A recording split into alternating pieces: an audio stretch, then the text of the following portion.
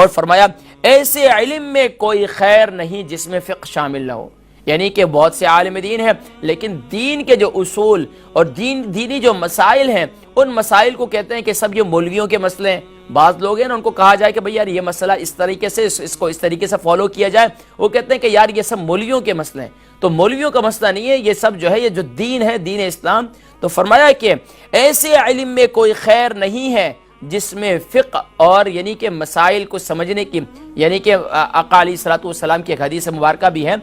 فرمایا کہ من یرد اللہ خیرا یفقہہ فی الدین، کہ اللہ تبارک و تعالی سبحان اللہ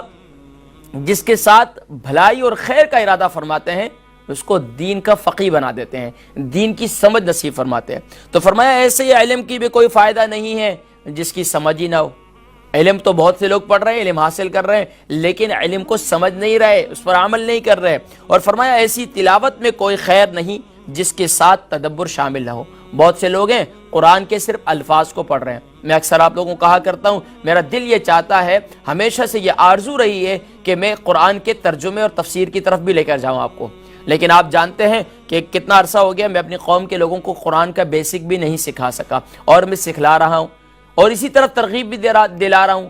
تو میں اب یقین جانیے کہ اس ٹاپک کی طرف آؤں تو یہ حصہ رہ جاتا ہے۔ تو ترتیب وار کیونکہ قرآن مجید فرقان حمید کے جو حقوق ہیں ہم پر، اس حقوق کو اسی انداز سے میں لے کر چل رہا ہوں۔ پہلا حق یہ ہے اس پر ایمان لانا، ذالک الکتاب لا ریب فیہ، ہم اس پر ایمان لائیں کہ یہ اللہ کی کتاب ہے، اس میں کوئی شک و شبہ کی گنجائش نہیں ہے۔ دوسرا حق یہ ہے کہ اس کی تلاوت کا حق ادا کرنا، تو ہم دوسرے حق میں ابھی پھنسے ہوئے ہیں کہ اس کی تلاوت کا حق ادا کرنے کی کوشش کر رہے ہیں۔ لیکن میں ہمیشہ سے یہ کہا کرتا ہوں ضرور کہ آپ حضرات جب بھی قرآن کریم گھر کے اندر آپ کے پاس موجود ہے، ترجمے والے قرآن کریم موجود ہیں، تو اس کی ایک آیہ مبارکہ کو ترجمے کے ساتھ ضرور پڑھا کریں، اپنی زندگی کا حصہ بنا لیں کم سے کم، نہیں تو 50 سالوں میں اگر اسے پڑھتے ایک ایک آیت کو تو کم سے کم 50 سالوں میں کتنے ختم قرآن کریم آپ کے ترجمے کے ساتھ ہو جاتے اور آپ کو سمجھ بھی آتی کہ اللہ کریم آپ سے کیا تقاضا کر رہے ہیں۔ لیکن قرآن کو کبھی پڑھا، ترجمے کے ساتھ پڑھا ہی نہیں، سمجھنے کی کوشش نہیں کی۔ تو فرمایا کہ ایسی تلاوت میں کوئی خیر نہیں جس کے ساتھ تدبر کا حصہ شامل نہ ہو۔ اللہ اکبر۔ ناظرین کرام، اس سے متعلق مزید بھی اقوال ہیں، سیدنا حسن بصری رضی اللہ تعالیٰ عنہ کا ہے، اور اس کے علاوہ غور و تدبر کے لحاظ سے مزید بھی جو ہے اس میں رہنما اصول موجود ہیں، لیکن ناظرین کرام سب باتیں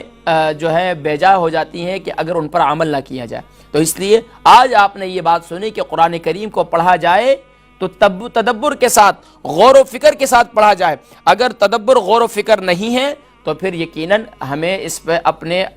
تلاوت قرآن پر غور کرنے کی ضرورت ہے کہ یا رب العالمین تو ہمیں توفیق عمل دے دے کہ ہم قرآن کریم کو غور و تدبر کے ساتھ پڑھیں۔ اللہ تبارک و تعالی ہمیں قرآن مجید فرقان حمید کو اسی طرح ذوق و شوق کے ساتھ اس کی تلاوت کرنے کی توفیق نصیب فرمائے۔ حضرات کرام، آج جمعۃ المبارک تھا اور جمعۃ المبارک کا سورج غروب ہو چکا ہے، اور الحمدللہ جمعۃ المبارک کی نماز کی ادائیگی کے لیے آپ حضرات مسجدوں میں گئے ہوں گے اور جمعۃ المبارک کی نماز کی ادائیگی کی ہوگی۔ آج آپ کی مسجد میں آپ کے امام صاحب نے کیا پیغام دیا تھا، یقیناً آپ نے وہ غور سے سنا بھی ہوگا، لیکن بہت سے لوگ ہیں ان سے پوچھا جائے کہ آج امام صاحب نے آپ کے کیا تقریر کی تھی تو کہتے ہیں کہ ماشاءاللہ بڑی سونی تقریر کی تھی، بڑی زبردست تقریر کی تھی۔ اس تقریر میں بھائی پیغام کیا دیا تھا، میسج کیا دیا تھا، بھائی کے دساں جی اتنی زبردست تقریر کی تھی کہ ہمیں شوق ہوا، ہمیں ذوق ہوا، ہم نے ایک نعرہ لگا دیا، بس نعرہ لگا دیا۔ اب اس کے بعد نعرہ تو ہمیں یاد ہے، لیکن ہمیں یہ یاد نہیں ہے کہ امام صاحب نے، آپ کے خطیب صاحب نے، آپ کی لوکل مسجد کے امام صاحب نے آپ کو کیا پیغام دیا تھا، کیا اس پیغام کو آپ نے یاد رکھا ہوا ہے؟ حضرات کرام، اس پیغام کو یاد رکھنے کی ضرورت ہے جو آپ کے خطیب صاحب، آپ کے لوکل مسجد کے امام صاحب آپ کو جو ہے پیغام دیا کرتے ہیں۔ اس پیغام کو سننے کے لیے بر وقت مسجد میں جایا کریں۔ اللہ تبارک و تعالی ہم سب کو خاص طور پر دین متین کی جہاں جہاں تعلیم دی جا رہی ہے اس میں خوب ذوق و شوق کے ساتھ شامل ہونے کی توفیق نصیب فرمائے۔